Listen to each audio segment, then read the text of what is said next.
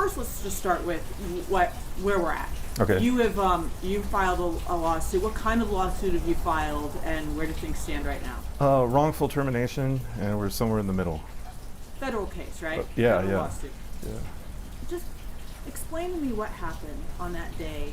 Okay. July 12th, right? July 12th, yeah. 2015. Yeah, went to work at night. It was a night switch job, so I went to work around 10, 11 o'clock at night. And then me and the crew I was with, we went out and got on a locomotive and made a few moves in the yard to start with, and then went over to that other yard to grab that cut of cars that we ended up bringing back into the original yard that we started in. And during the process of that move, we were coming into the yard, and the conductor was riding on the end of it, and we had placed tank cars down in such a manner earlier in the night that based on the track we were shoving into, we were going to crash into the side of these things. And so all this was going through my mind when he was telling me to, bring it down to a stop, and nothing was happening. When I was applying the independent brake, I had absolutely nothing. So I sat there for a little while and thought about what to do, and then that's when I decided to throw the reverser and grab all the notches and make it stop. They had put me in a bad situation, and I solved it, and unfortunately solved it in a way they didn't like, and that's what got us here. Maybe you just explained it well, but maybe talk about that bad situation one more time. All the different circumstances. Yeah. You've got, what was going on in the area, and why did it feel like you were in a bad spot? Well, to start with, all around that yard is some of the most volatile fluids you can possibly put in tanks, avgas, jet fuel, and in such large quantities that I felt like any sort of explosion or anything could have caused a pretty good sized chain reaction that would have left a hole in North Portland, and I figured they probably wouldn't like that, so I took the lesser of two evils and made the engine stop and dealt with it that way. Why wouldn't it stop in the first place? What was going on with that locomotive? Well, it turns out that locomotive and a few other locomotives in their Jeep fleet, they have a switch engine they call a Jeep.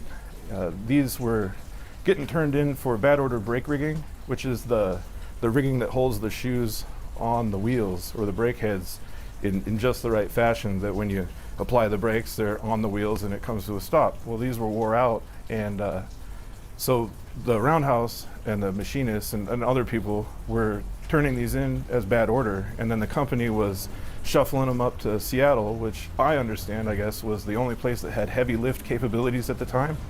And then instead of lifting the locomotive or the car body off the trucks and taking care of the problem, they were just throwing new shoes on these trucks, like a Band-Aid fix.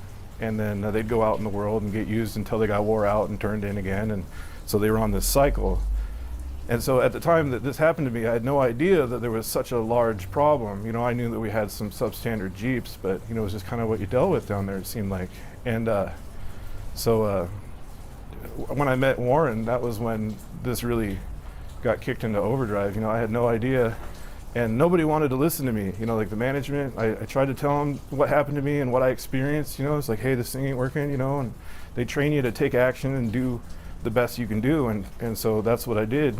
And so when I talked to Warren about it and got a larger picture for what was really going on, then I figured that maybe I might have a case, and so that's what we went with. And I was actually kind of shocked that after we brought this to light, at the company investigation, that they still decided to fire me over it.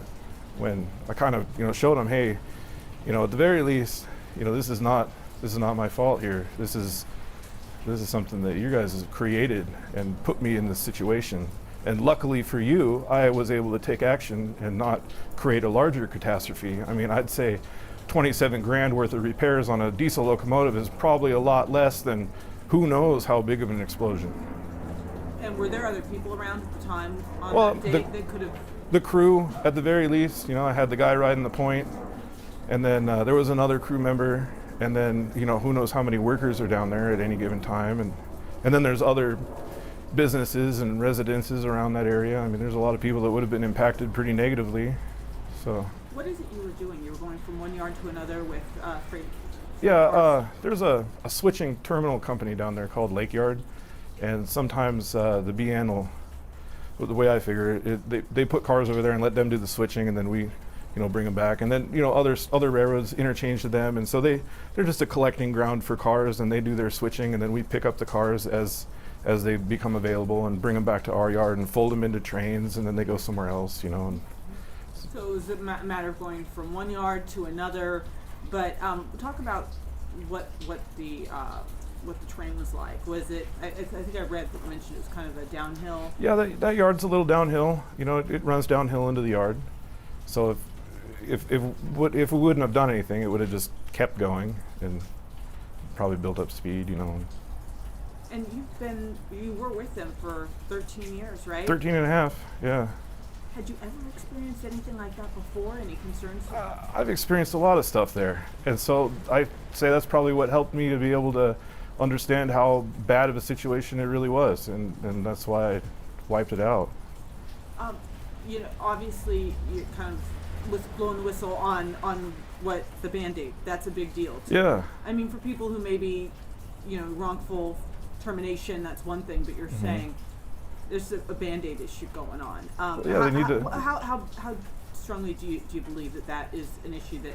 That's a huge issue. I mean, everything on the railroad is huge and trying to kill you. I mean, it ought to be able to stop right, and everything better be maintained up to a point where we can go to work and trust that everything's going to be right, and we can do our job safely and return home at the end of a shift. I mean, that seems to be like the first consideration you should have, when you're in a business of making money and doing so with a railroad. I mean, that's.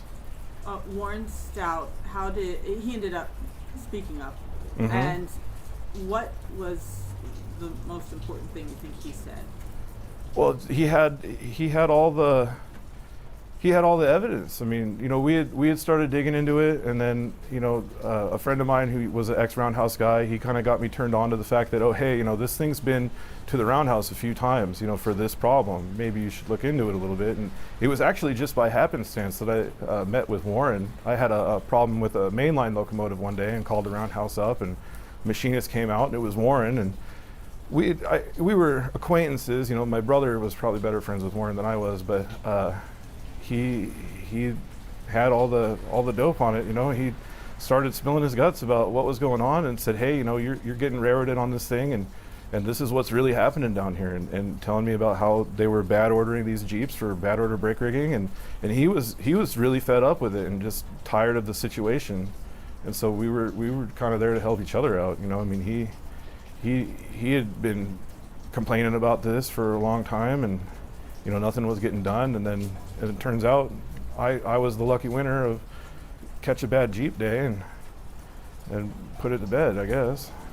How widespread of a problem do you think it is? I think he outlined 4 or 5 Jeeps, but I mean, this is just one terminal. I mean, the BNSFs almost nationwide. I mean, you can only imagine if this is how they do it here. I mean, there's probably problems all over the place.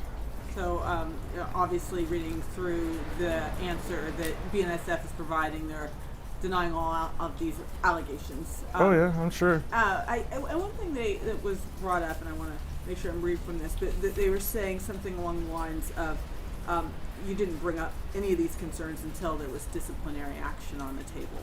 You didn't bring up concerns about the... Oh, well, you didn't want to get a target on your back down there. If you complained, then you'd become a problem, and they would target you, and they'd fire you that way. So you kind of had a rock and a hard place sort of thing. I mean, you did the best job you could do, but I was getting pretty used to some shabbily stopping Jeeps, and I hate to say that, but that was just the norm down there. It seemed like for a long time, stuff that wouldn't stop, and other people had gotten in trouble, and in problems and stuff, and maybe not as bad as mine, but it was a reoccurring issue down there, and until we met Warren, I had no idea how far-reaching or bad it was really. Just to go over a few of their denials, they say they deny the public is in danger, they deny a catastrophe was averted. Take a look at an aerial shot and try to make those claims. I mean, there's a lot. It looks like gumdrops down there. A lot of them, from an outer space sort of look. Well, obviously, you had a judge already look into this and deny their motion to dismiss it. Evidently, and that makes you feel how? How do you feel? Well, it makes me feel pretty happy. I mean, I don't feel like I should have gotten fired over this deal. I mean, I would have been happy to continue working there and retire from the place, but they took their road, and here we are. But I'm happy that it made it past the judge. And I'm happy that somebody else can look at this and say, hey, there's more to this than just get rid of it. You know, I feel like they ran me out of town and railroaded me, you might say. So it's kind of nice to have somebody maybe on your side a little bit. And tell me what's next for this. You back in court, but not for a while. Waiting, more waiting. How's this been on you? Oh, it's been tough. You know, I mean, I had a lot of stuff built up on my property down in Battleground where I was living when this took place. You know, I mean, it was I lost a lot of things because of the BNSF. But Tell me a little bit, just, and this is kind of stepping away from your case, but just understand a little bit more about you and trains. Yeah. How did you get into this in the first place? I grew up in a railroad family, and they didn't give me a choice.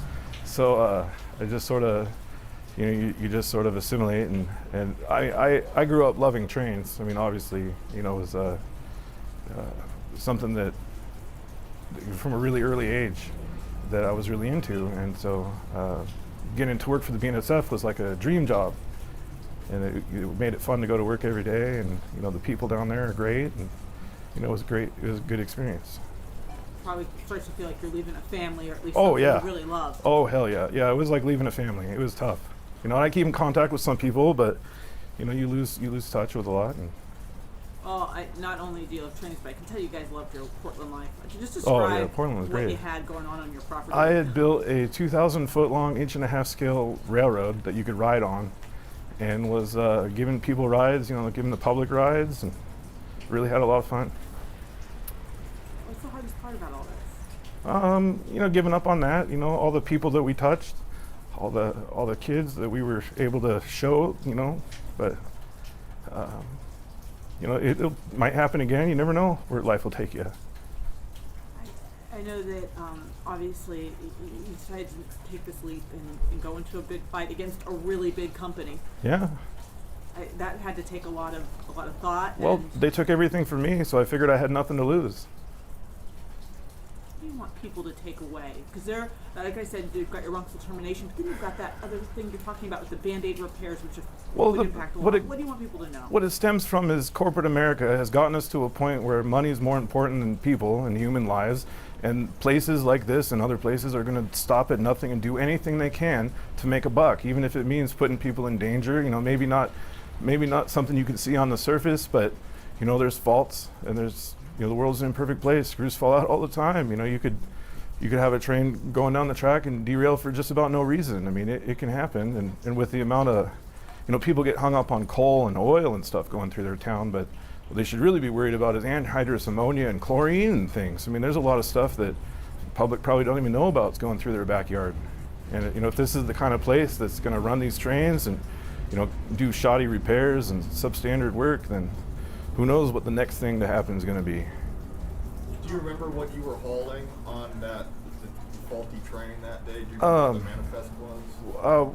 I think it was mostly empties, you know, maybe some lumber, but earlier in the night we had set some tank cars down in the yard in such a way, loaded hazardous rail cars that were going to be in our way if we wouldn't have stopped. And we would have, the way they were positioned, you know, they were going to be broadside to our movement. So there's no way that you could have, you know, if it would have been just smashing into the end of them, that's one thing. You know, you might be able to get through that, but, you know, into the side of them, what do you think is going to happen? And talk about your role when you had to put it in reverse. What did you do exactly? When I decided that it wasn't going to stop, I threw the reverser and grabbed all the notches. Basically like throwing it in reverse and giving her the gas to make it stop. And I made it stop.